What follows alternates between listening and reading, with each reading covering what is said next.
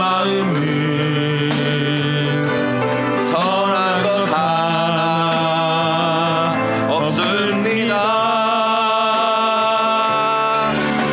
그러나 내 모든 것 주께 드립니다. 사랑으로 안으시고 날 새롭게 하소서. 주님 마음 내게 주소서. 내 아버지 주님 마음 내게 주소서. 나를 향하신 주님의 뜻이 이루어지도록 주님 마음 내게 주소서.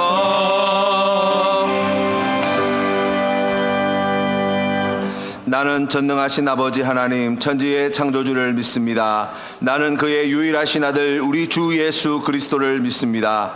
그는 성령으로 잉태되어 동정녀 마리아에게서 나시고 본디오 빌라도에게 고난을 받아 십자가에 못 박혀 죽으시고 장사된 지 사흘 만에 죽은 자 가운데서 다시 살아나셨으며 하늘에 오르시어 전능하신 아버지 하나님 우편에 앉아 계시다가 거기로부터 살아있는 자와 죽은 자를 심판하러 오십니다. 나는 성령을 믿으며 거룩한 공교회와 성도의 교제와 죄를 용서받는 것과 몸의 부활과 영생을 믿습니다. 아멘.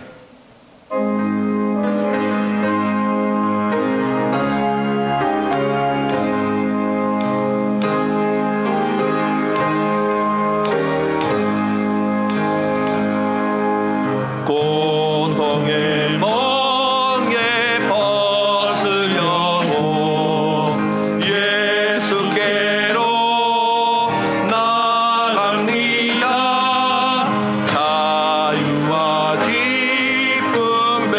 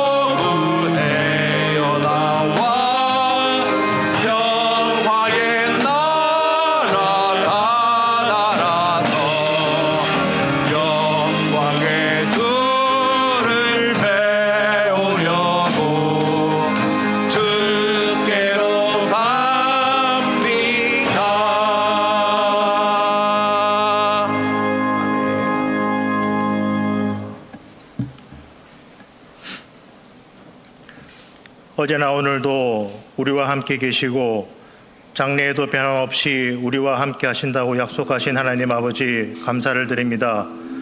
주님의 변함없는 사랑에도 불구하고 우리는 주의 사랑을 벗어나 우리의 욕심으로 나를 위하여 살아감을 주님 앞에 고백합니다. 눈에 보이지 않는 바이러스에도 불안하며 많은 비와 무더위로 힘들어하는 우리 자신을 보며 우리가 얼마나 나약한 존재임을 깨닫게 됩니다. 그러나 천지 만물을 창조하신 하나님이 우리 아버지임을 믿고 의지하오니 우리의 연약함을 보지 마시고 우리에게 믿음을 더하여 주셔서 어렵고 힘든 시기를 주님과 함께 지내는 우리들이 되게 하여 주옵소서. 오늘도 주의 말씀을 그리워하여 주의 전으로 담대히 나왔습니다. 모인 우리들에게 함께하여 주시고 오늘 우리에게 예비하신 은혜를 허락하여 주옵소서. 말씀으로 준비하신 사랑하는 목사님에게 영육간의 강건함을 허락하시고 오늘 선포되는 말씀 가운데 성령께서 입술을 주장하시어 주의 말씀을 대언하시기에 부족함이 없게 인도하여 주옵소서. 듣는 우리의 마음은 열게 하시고 아멘으로 화답하며 말씀대로 살아가는 우리가 되게 하여 주옵소서.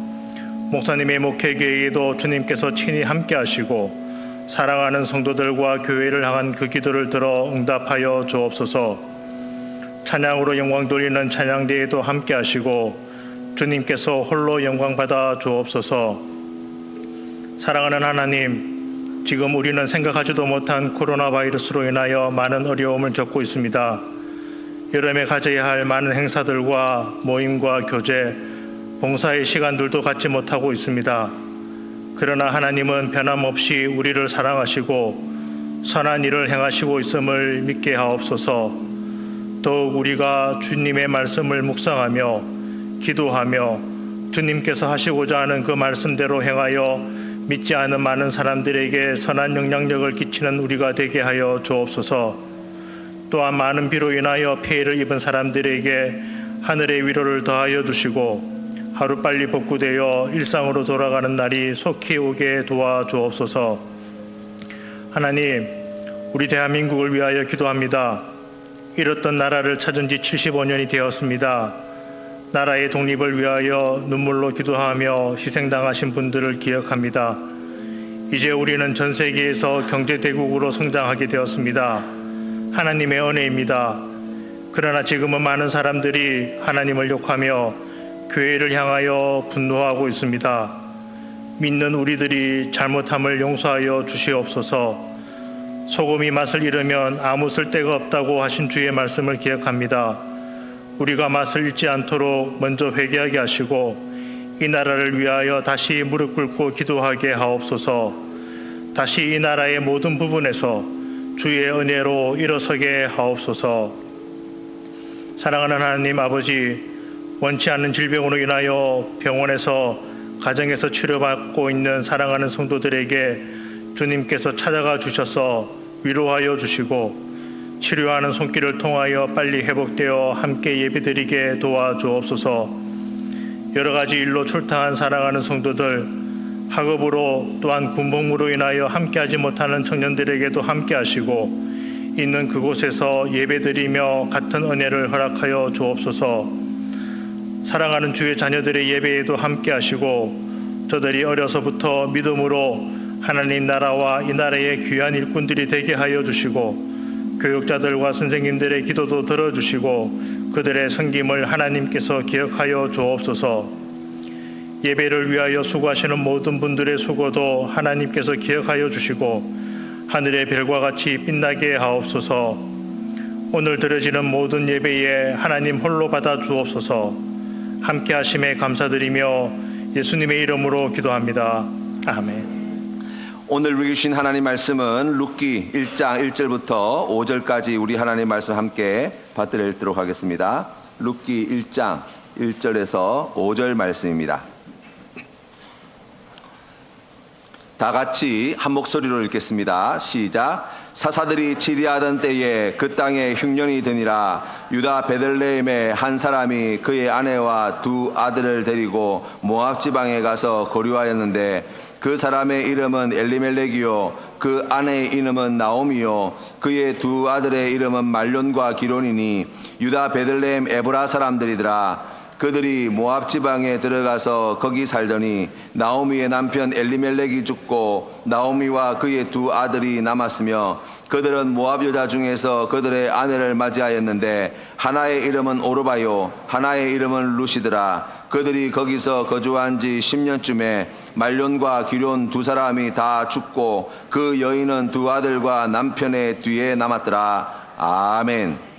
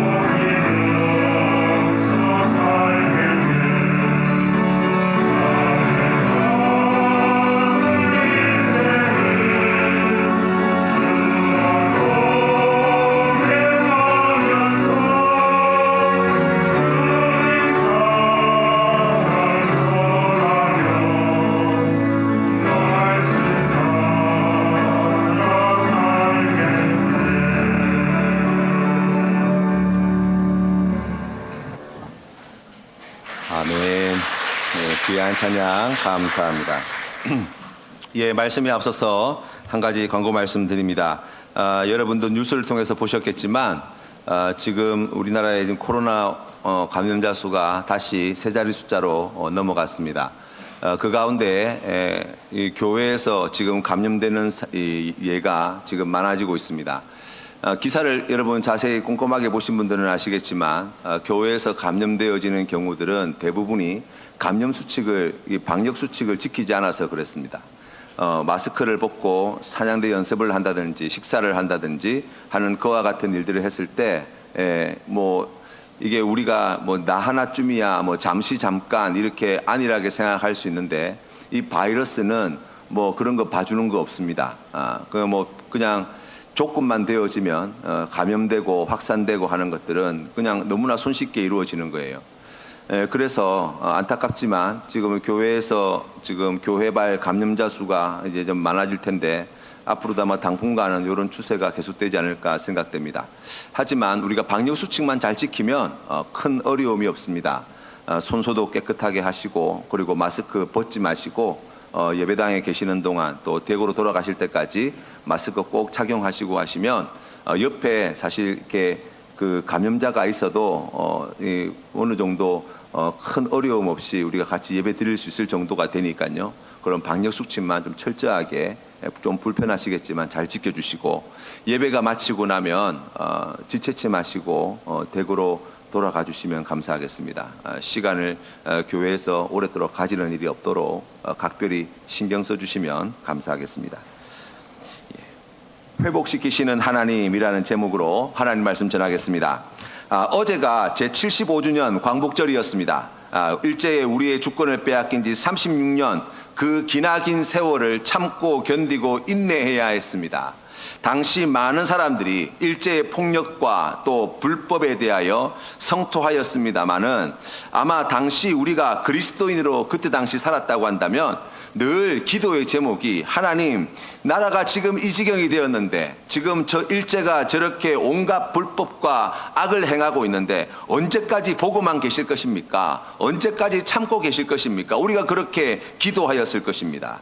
그러나 일제에 대하여 저항과 반대의 소리를 내었던 많은 지식인들이 하나둘씩 민족을 변절하고 민족을 버리고 친일파가 되어지고, 또 민족의 등불이 되어줄 거라 생각하였던 교회가 신사참배에 앞장서게 되어지고, 신사참배를 하지 않는 성도들이, 또 주의 종들이 감옥에 갇혀서 잡혀서 모진 고문과 죽음을 당하는 일들이 교회 안에 생기게 되었습니다.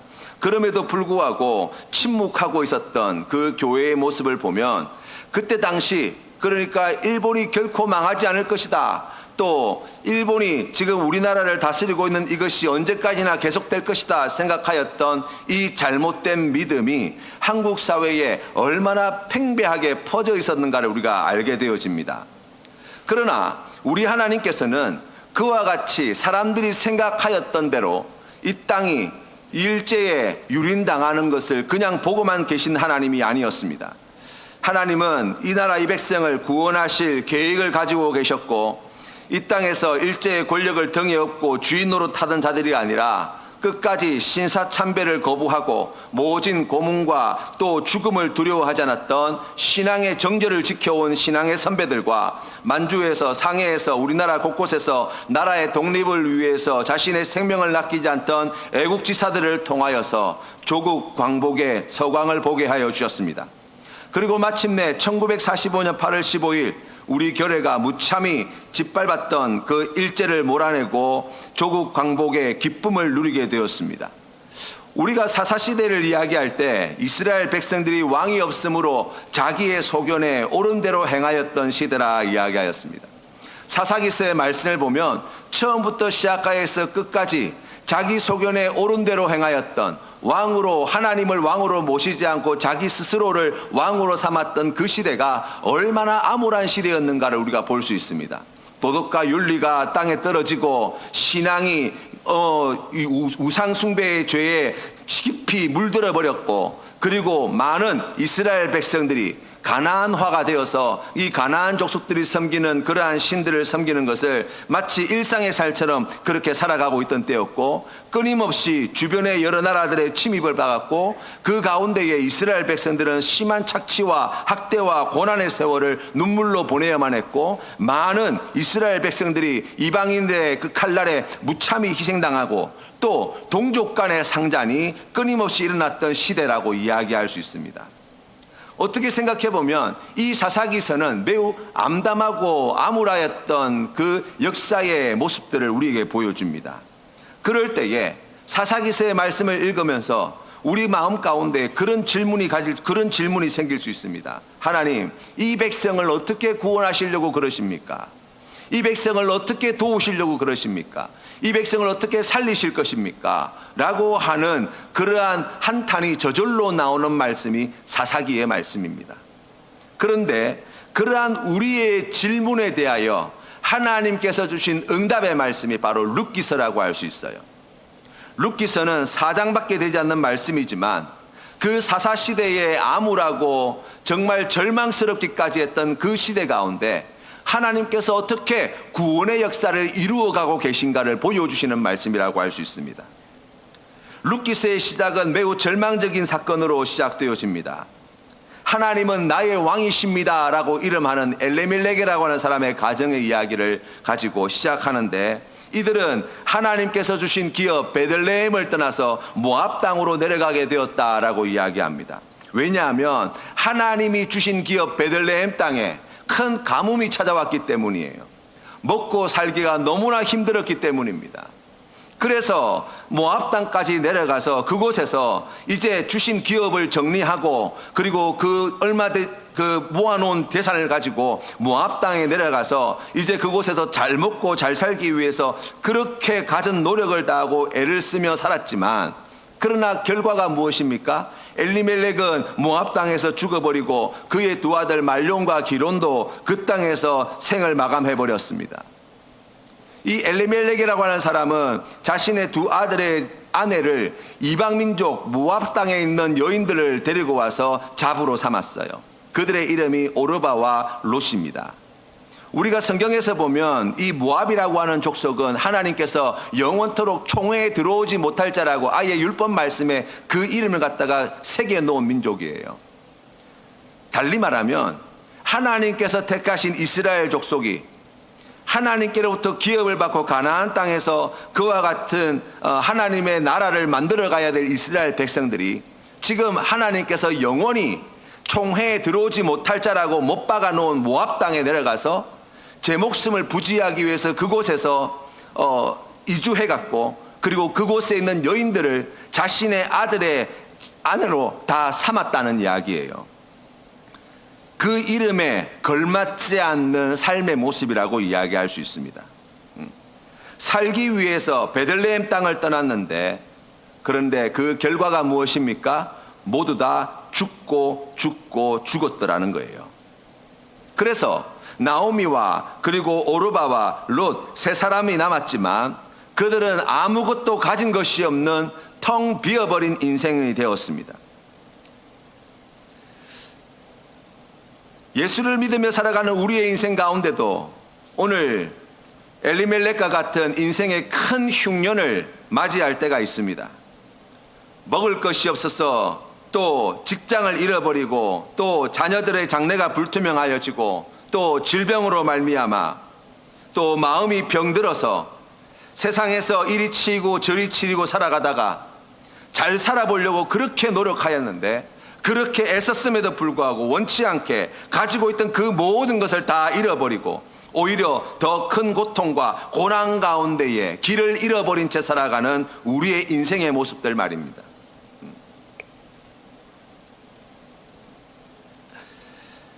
자기의 소견대로 옳은 대로 행하여 베들레헴을 떠났습니다. 흉년이 들었으면 그때 그곳에서 살아남기 위하여 하나님께서 주신 기업을 팔아버렸습니다. 그러나 큰 흉년을 겪게 될 때 그것을 피하기 위하여 하나님께 주신 기업을 팔아버리고 살려고 모압 땅으로 내려가면 성경 말씀이 우리에게 보여주는 현실이 무엇입니까? 더 큰 환난을 만나게 된다는 거예요. 더 큰 흉년을 맞이하게 된다는 것입니다. 그나마 있던 것마저도 다 사라져버리게 될 것이라고 말씀하고 있는 거예요. 이런 나오미 가정을 하나님께서 다시 회복시켜 주시는 이야기가 바로 룻기서의 말씀입니다. 하나님께서 이 나오미 가족에게 행하신 첫 번째 일은 6절 말씀에 나와 있는데, 6절 말씀에 보시면 이와 같은 말씀이 나와 있습니다. 그 여인이 모압 지방에서 여호와께서 자기 백성을 돌보사 그들에게 양식을 주셨다 함을 듣고, 하나님께서는 나오미와 또 룻 이 두 사람에게 이 귀한 복음을 듣게 하셨습니다. 하나님께서 우리의 영혼을, 우리의 삶의 자리를 회복시키기를 원하실 때 가장 먼저 하시는 일이 무엇이냐? 바로 말씀을 주시는 거예요. 실패와 눈물 골짜기에서 벗어나기를 원하는 자들에게 하나님께서 베풀으시는 놀라운 은혜, 바로 그 귀한 생명의 말씀이라고 할 수 있습니다.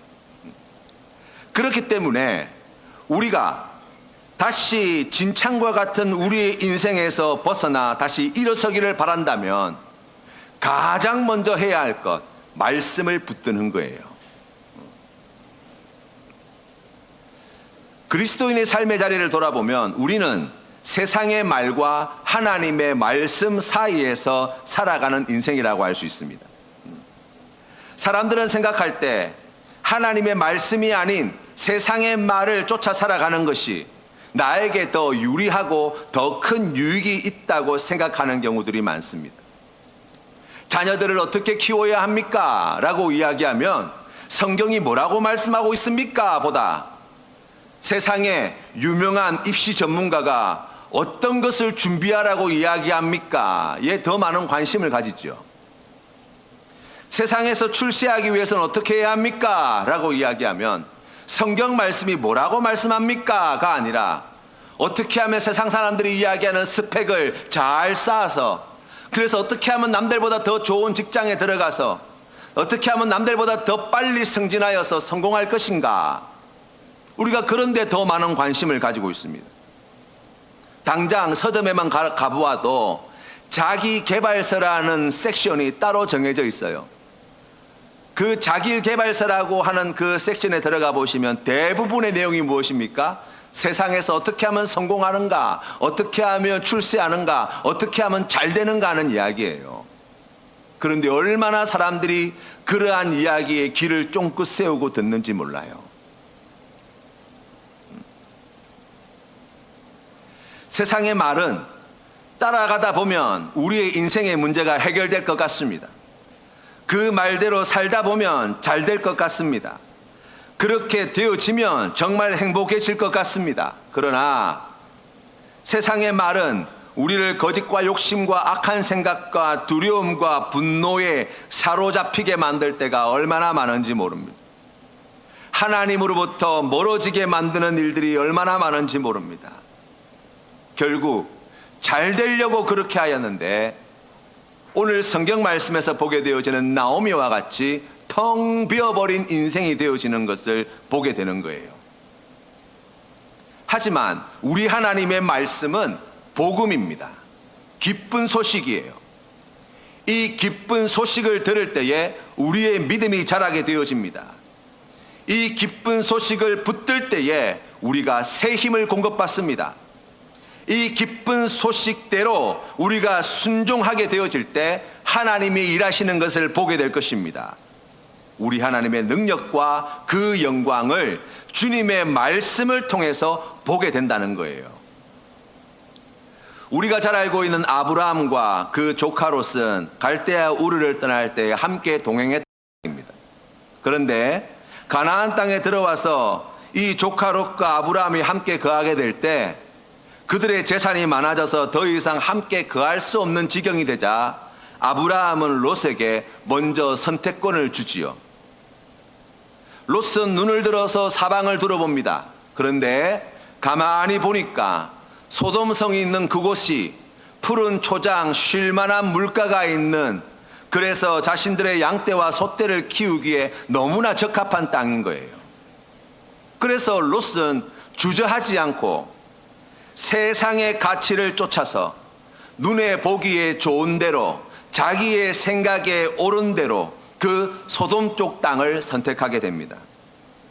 이에 비해서 먼저 선택할 수 있는 우선권을 빼앗긴 아브라함은 남은 가나안 땅에 남게 되었죠.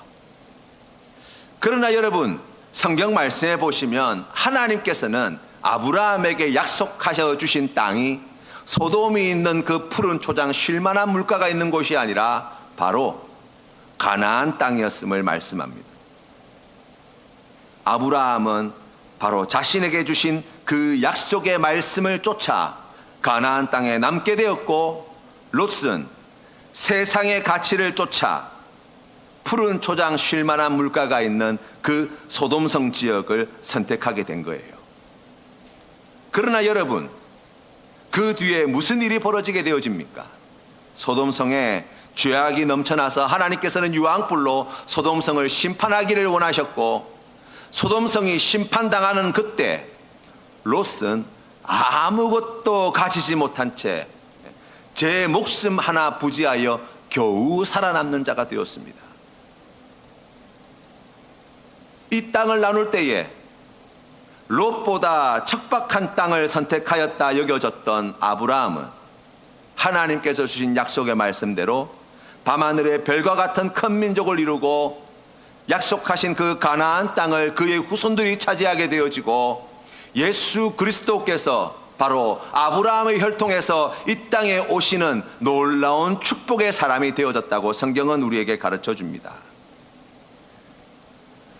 사랑하는 성도 여러분, 그래서 세상에 지혜로운 것이 하나님의 어리석음보다 못한 거예요.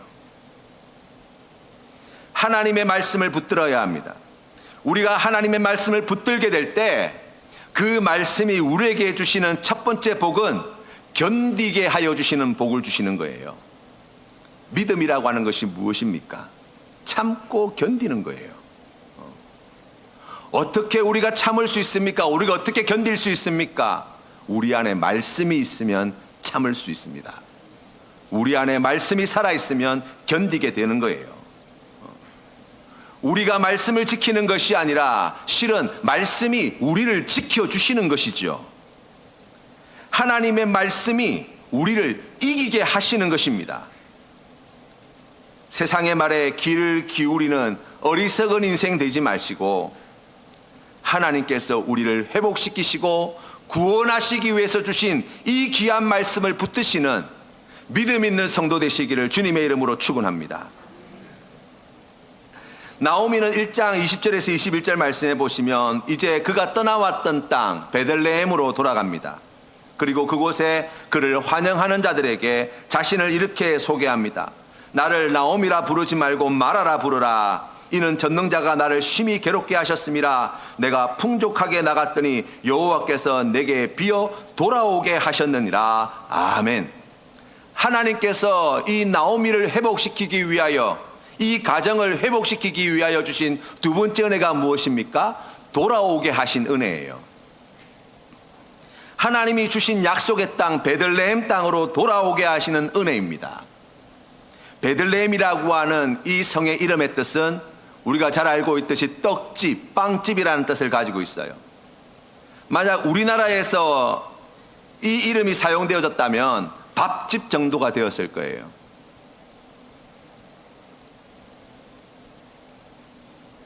엘리멜렉 이 집안은 유다 지파입니다. 유다라고 하는 이름의 뜻은 찬양이라는 뜻을 가지고 있어요. 원래 베들레헴의 본래 이름은 에브라시라고 성경 말씀에 나와 있습니다. 이 에브라시라는 이름의 뜻은 풍성함이라는 뜻을 가지고 있어요. 다시 말하면 하나님 안에 있을 때 하나님을 찬양하며 하나님의 말씀을 생명의 양식으로 받아먹는 믿음의 삶을 살게 될 때 하나님께 주시는 놀라운 은혜, 그 풍성함을 누리게 되어진다라고 우리가 이해할 수 있습니다.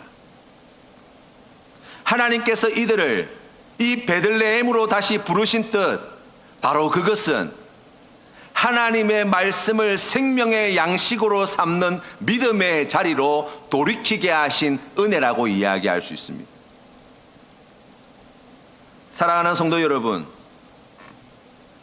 인생의 큰 흉년을 맞이하게 되었을 때 우리가 오늘 성경에서 보게 되어지는 이 나오미의 집안과 같이 가진 모든 것들을 다 잃어버리고 텅 비어버린 그러한 인생이 되었을 때 우리가 어떻게 회복해야 합니까? 라고 이야기하면 떠났던 베들레헴으로 돌아가는 믿음의 결단이 있어야 되는 거예요. 하나님이 우리를 그와 같은 길로 인도하십니다. 무너졌던 예배의 자리를 다시 회복하시기를 바랍니다.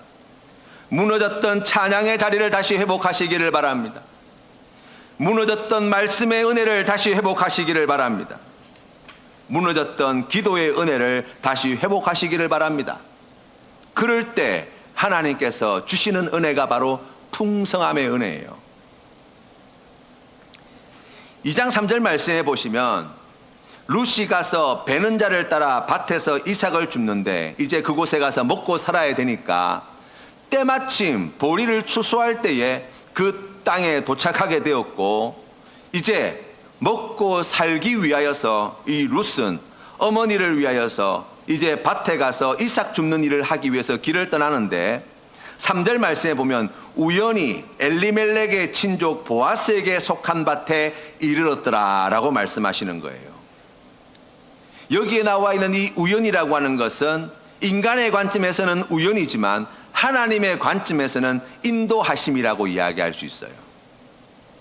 하나님께서 이 나오미 이 가정을 회복시키기 위하여 이 룻을 어디로 인도하셨다고요? 바로 이 엘리멜렉의 친족 보아스의 밭으로 인도하셨다는 거예요.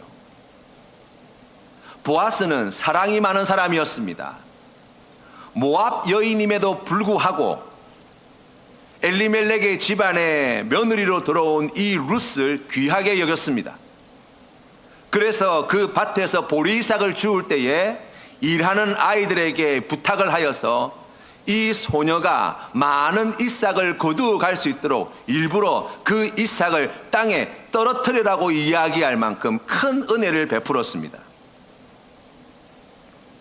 보아스의 은혜와 사랑을 입어서 하루에 이 룻이 거두어 들인 보리 이삭의 총량이 한 에바라고 성경에 나와 있어요. 이 한 에바는 무게로 따지면 20kg가 조금 넘는 무게라고 이야기할 수 있습니다. 그의 시어머니 나오미와 함께 먹고 지내기에 충분한 양이라고 할 수 있어요. 그런 풍성한 복을 받았다는 거예요. 그러한 부유함의 복을 받았다는 거예요. 그런데 여러분, 많은 그리스도인들이 이와 같은 풍성한 은혜를 사모하며 하나님께 구합니다. 그리고 이와 같은 풍성한 은혜를 거두게 되어지는 이 보리밭에 머물러 있기를 간절히 구하는 자들이 얼마나 많은지 몰라요.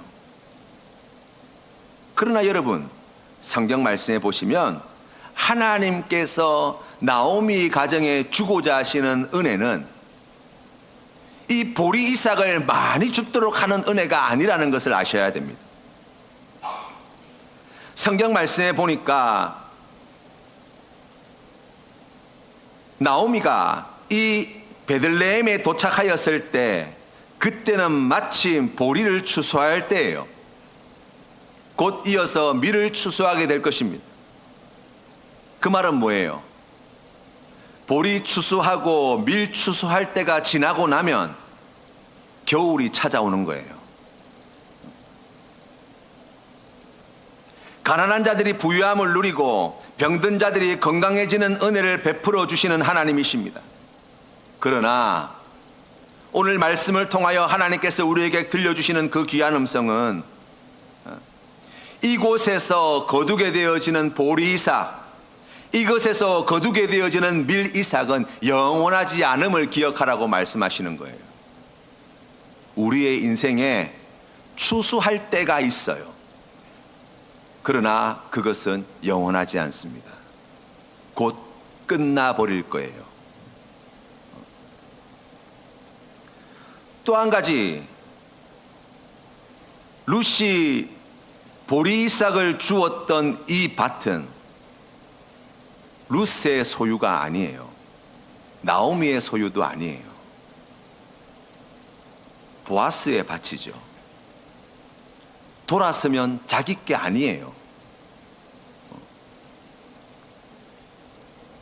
하나님께서는 남의 밭에 들어가서 그곳에서 보리 이삭, 밀 이삭을 풍족하게 받아 누리고 그것으로 배부르고 그것으로 평안하게 안전하게 그렇게 살라고 우리의 인생을 인도하지 않습니다. 잠시 잠깐 그 보리밭에서 거둔 이삭으로 배부름을 느끼고 우리가 또 부지런히 아침부터 시작하여 저녁 때까지 다른 사람 밭에 들어가서 이삭을 줍지만 하나님께서 주시고자 하시는 은혜는 그것보다 더 크고 놀라운 은혜임을 성경 말씀은 우리에게 가르쳐 줍니다. 이스라엘 백성들이 영적으로 타락하였을 당시는 광야에서 고난당하고 있을 때가 아니었어요.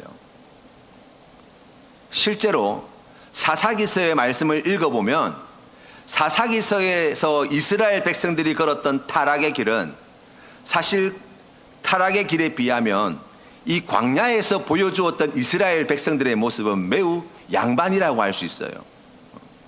목말라서 물 달라고 아우성치고 뭐 고기 먹고 싶다고 아우성치고 하였던 적은 있죠. 그런데 아예 대놓고 하나님 앞에 우상숭배의 죄를 저지르고 아예 대놓고 도덕과 윤리가 추락하여서 있어서는 안 될 끔찍한 일들이 벌어지게 되어지는 그러한 시대는 아니었어요. 이스라엘 백성들이 가나안 땅에 들어와서 정복 전쟁을 하면서 연전연승을 하고 그 땅을 차지하고 기업을 분배받고 그리고 그곳에서 안전하게 평안하게 살만하다 할 그때 이 백성들은 급속하게 가나안하의 길을 걸어갑니다. 사사기서의 말씀에 보시면 역대 사사들이 출연하였지만 어느 사사도 12지파를 다 모아서 외적을 물리친 적은 없어요.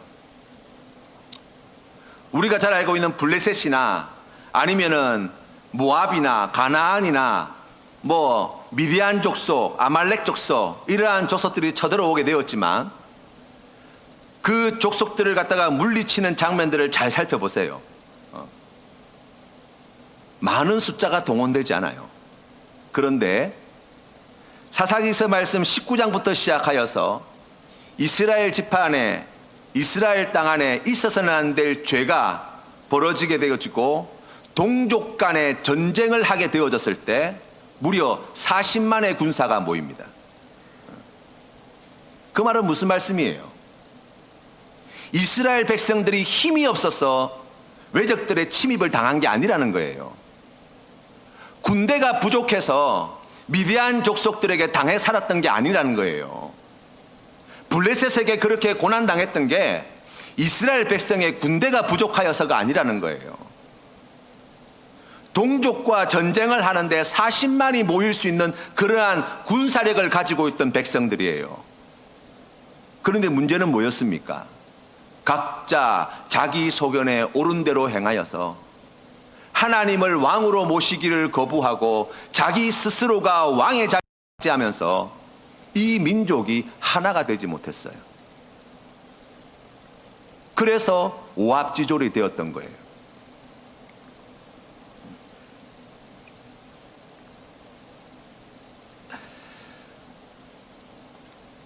하나님을 떠나게 될 때 가지고 있던 모든 좋은 것들은 다 쓸모없는 것들이 되어져 버립니다. 하나님을 떠나게 될 때 가지고 있던 모든 좋은 것들은 다 잃어버린 것이 되어지는 것입니다. 왜 그런가? 하나님이 왕이 되지 못하시기 때문이에요.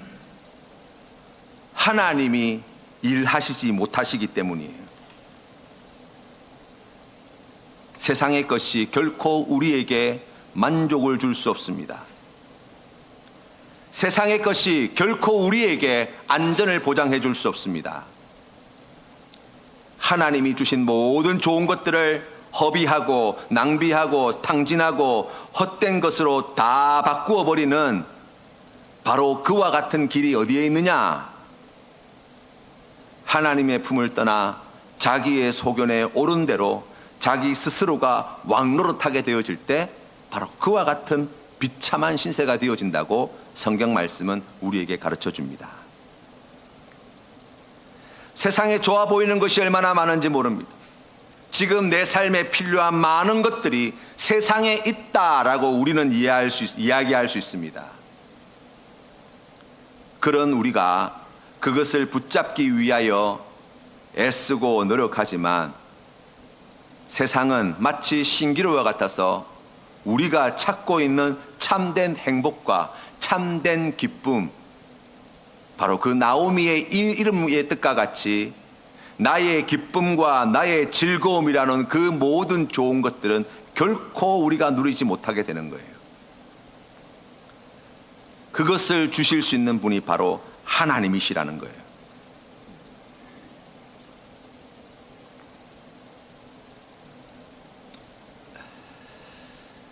수주대토라고 하는 한자 성어가 있습니다. 사자성어인데요. 이 사자성어와 관련된 이야기는 한 농부가 밭에서 열심히 일하고 있을 때 갑자기 토끼 한 마리가 달려와서 그 밭 한가운데 있던 나무 그루터기에 부딪혀 목이 부러져 죽었다는 거예요. 그러자 이 농부는 하던 일을 멈추고 더운 날 떼약볕 아래에서 내가 농사 짓느라고 고생하느니 여기 토끼가 와가지고 부딪혀 죽은 거 그거 팔면은 더 큰 수입을 얻지 않을까 라는 계산이 서서 농사 짓기를 포기하고 그 나무 그루터기 옆에 토끼가 부딪히기만을 기다리고 있다는 거예요. 매우 어리석은 농부라고 이야기할 수 있습니다. 이 이야기의 교훈은 요행을 바라는 것은 어리석은 사람이다 라는 이야기가 아니에요. 이 이야기가 우리에게 가르쳐주는 교훈은 기존 관행에 안주해버리면 변화될 기회를 놓쳐버린다는 거예요.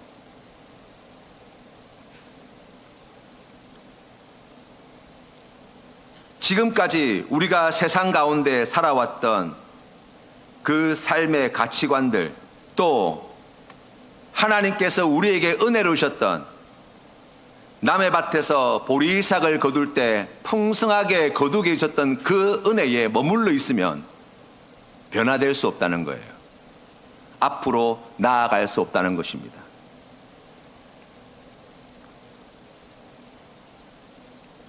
남의 들판에서 이삭을 줍는 것으로 끝내는 인생이 되어서는 안 됩니다. 남의 밭에서 끌어모은 이삭을 모으느라 인생을 마쳐서도 안 됩니다. 하나님께서는 우리가 그와 같은 인생으로 끝이기를 원치 않으십니다.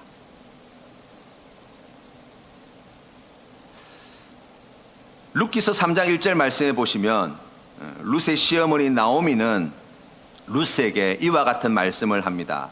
내 딸아, 내가 너를 위하여 안식할 곳을 구하여 너를 복되게 하여야 하지 않겠느냐 말씀하고 있어요. 여기에 나와 있는 안식할 곳을 위하여라는 게 결혼시키다는 이야기예요.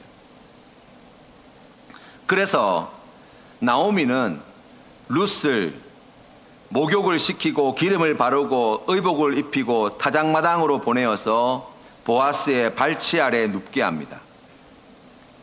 지금으로 생각해 보면 이 시어머니가 자기 며느리를 가지고 지금 돈 많은 부자한테, 나이 많은 돈 많은 부자한테 며느리를 시집 보내고 그 덕을 좀 보려고 하는 거 아닌가라고 우리가 이해할 수 있어요. 그러나 우리가 성경 말씀에 보면 하나님께서는 이스라엘 공동체를 지키시고 보존하시기 위해서 여러 가지 율법의 말씀을 통해서 안전장치를 마련해 주셨는데 그 가운데 하나가 기업 물을 자를 정해 주신 거예요. 이 기업 물을 자는 공동체를 지키고 유지하기 위하여 하나님께서 베풀으신 특별한 은혜라고 이야기할 수 있습니다. 이 규례의 특징은 강제 저항이 아니라는 거예요. 기름 물을 자가 되어지는 가까운 친척이 자원하여서 자기에게는 어떤 유익도 없음에도 불구하고 자기의 친척을 위하여서 기꺼이 희생하기로 결단할 때 그러한 자격이 부여되어진다는 거예요. 구체적으로 기름 물을 자의 조건은 크게 4가지라고 이야기할 수 있는데 그 첫 번째는 가난하여서 하나님의 주신 기업을 다른 사람에게 팔아버렸을 때 그 땅을 다시 되찾을 힘이 없으면 그 가까운 친척이 기업 물을 자가 되어서 자신이 가지고 있는 재산을 가지고 그 기업의 값을 대신 지불하고 되찾아 주도록 해놨어요.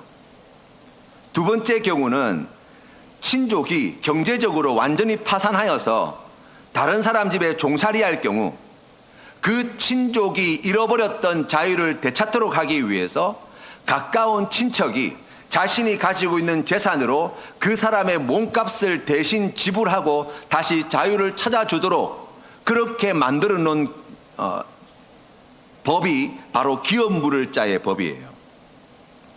세 번째는 친족이 피를 흘릴 때에 그를 대신하여서 보복해 주는 일을 하는 사람, 바로 그 권리를 가지고 있는 사람이 가까운 친척, 기업 물을 자, 바로 그들이 그와 같은 일을 행하였다고 말씀합니다.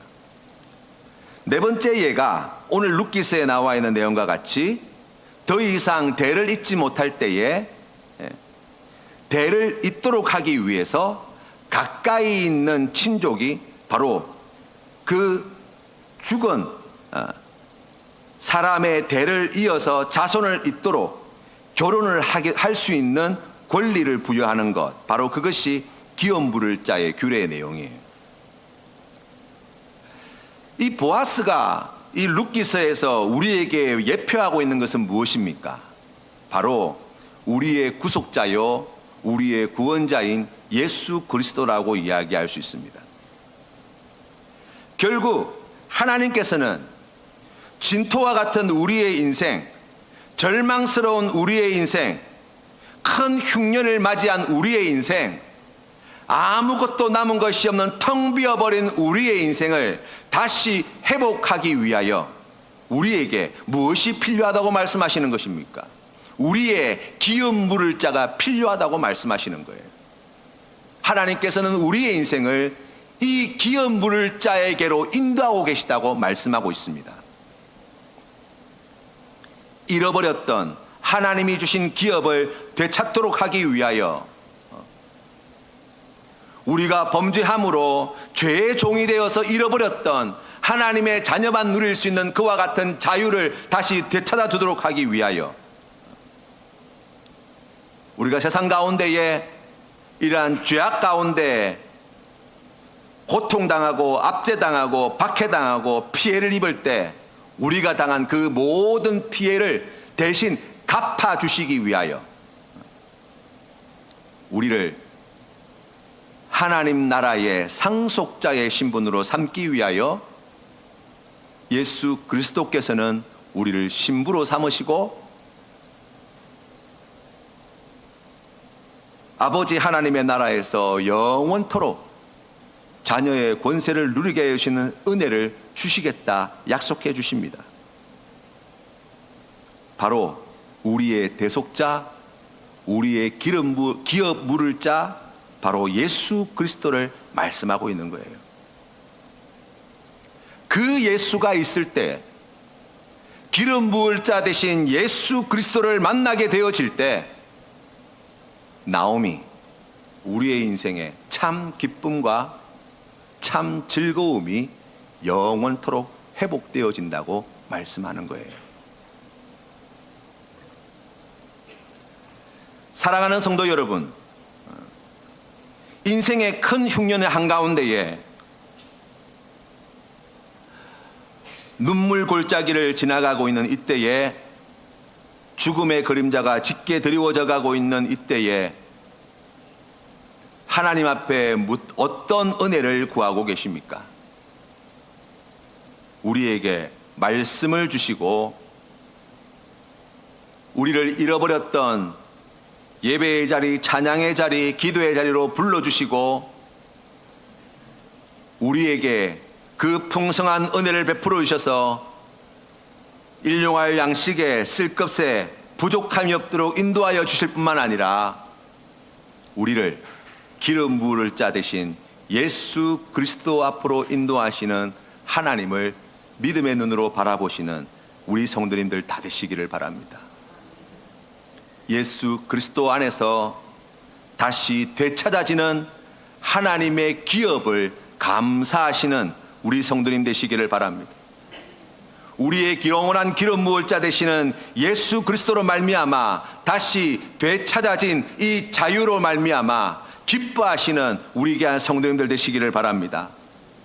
예수 그리스도께서 우리의 대적인 이 원수 마귀를 물리쳐 주실 그 승리를 거두실 것을 확신하시고 하나님이 주신 이 놀라운 승리의 기쁨을 함께 누리시는 우리 귀한 성도님 되시기를 바랍니다.